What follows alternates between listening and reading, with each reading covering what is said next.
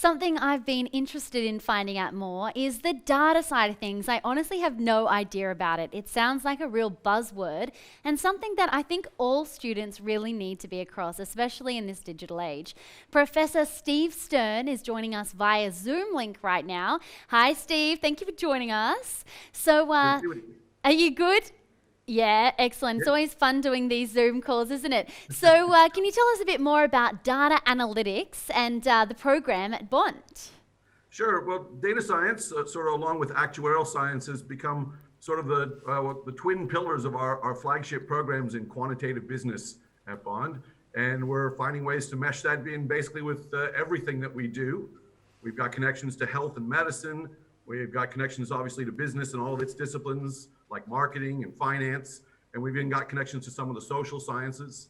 We're expanding our facilities and our industry connections, and we will hope that we're able to give our students the broadest coverage and the best applied education in the field possible. So cool. Now, I'm channeling the word algorithm. Am I on the right path? Is that correct? Yeah, that's that. Okay. Algorithms go into it, absolutely. Okay, great. I know more than I thought about this area. So I have to ask, what are the technical skills you need? Can you tell us about your skills?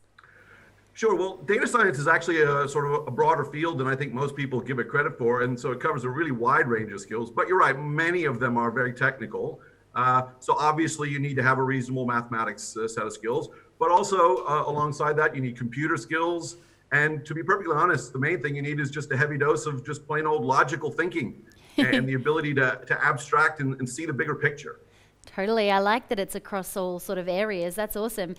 So what kind of career? I guess you said we could go into any career with this, right?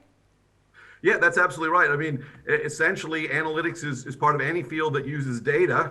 And look, that's pretty much every field these days. So you can get, pretty much anywhere. The prime areas of growth at the moment are business, obviously, but also the health sciences and various areas of engineering. But often employers don't even realize that they need a data scientist. So sometimes it's up to our young job seekers to be proactive and kind of make themselves seem like they are necessary to businesses who might not even realize that that's where you're going. So in short, you can go pretty much anywhere that you want to go if you're willing to look close enough and in the right light.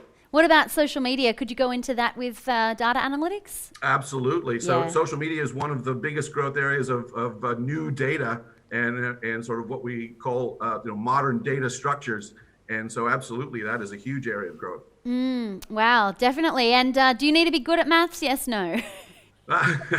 Well, look, let me just first say that good at maths is has a lot of different meanings, to be perfectly honest. But look, it certainly doesn't hurt to be bad at mathematics.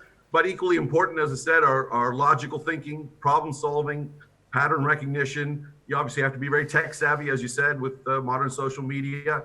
So look, there are a lot of areas in analytics that are very, very mathy. But you don't have to be a math professor to be a successful data scientist, although it doesn't hurt.